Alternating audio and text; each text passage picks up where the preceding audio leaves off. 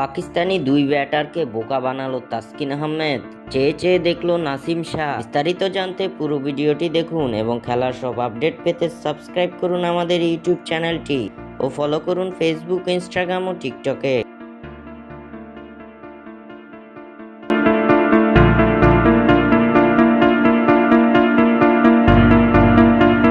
চলছে বাংলাদেশ ও পাকিস্তানের মধ্যকার দ্বিতীয় টেস্টেও টসে জিতে বোলিংয়ের সিদ্ধান্ত নেয় টাইগার অধিনায়ক নাজমুল হোসেন শান্ত।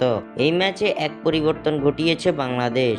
দ্বিতীয় টেস্টের একাদশ থেকে বাদ পড়েছে শরীফুল ইসলাম, তার পরিবর্তে একাদশে নেওয়া হয়েছে তাসকিন আহমেদকে। আর একাদশে সুযোগ পেয়ে বল হাতে বাজিমাত করেছেন তাসকিন। এদিন বল হাতে অবিশ্বাস্য এক কাণ্ড ঘটিয়ে পাকিস্তানের হৃদয়ে কাঁপুনি ধরিয়ে দিয়েছেন পেসার তাসকিন আহমেদ।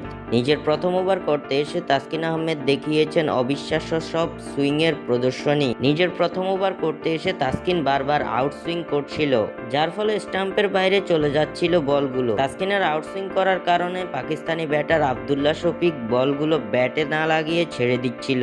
প্রথম ওভারের 5টি বলই আউটসুইং করেছেন তাসকিন, যার ফলে স্লিপে বা উইকেট রক্ষকের হাতে ক্যাচ থেকে বাঁচার জন্য সেই 5 বলই ছেড়ে দিয়েছেন আব্দুল্লাহ শফিক। তবে তাসকিন নিজের জাদু এবং বুদ্ধিমত্তার পরিচয়টা দিয়েছেন ওভারের ষষ্ঠ বলে। ষষ্ঠ বলটি এবার তাসকিন আহমেদ আউটসুইং এর বদলে করেন ইনসুইং,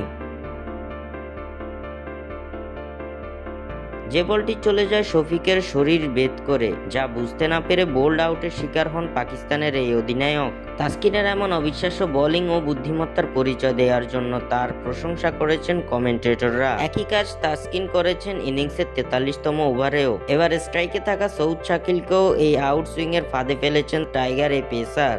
পাকিস্তানের দুই ব্যাটারকে এভাবেই বল হাতে বোকা বানিয়ে মাঠ ছাড়া করলেন তাসকিন আহমেদ, যার জন্য তিনি পেয়েছেন ভূয়সী প্রশংসা।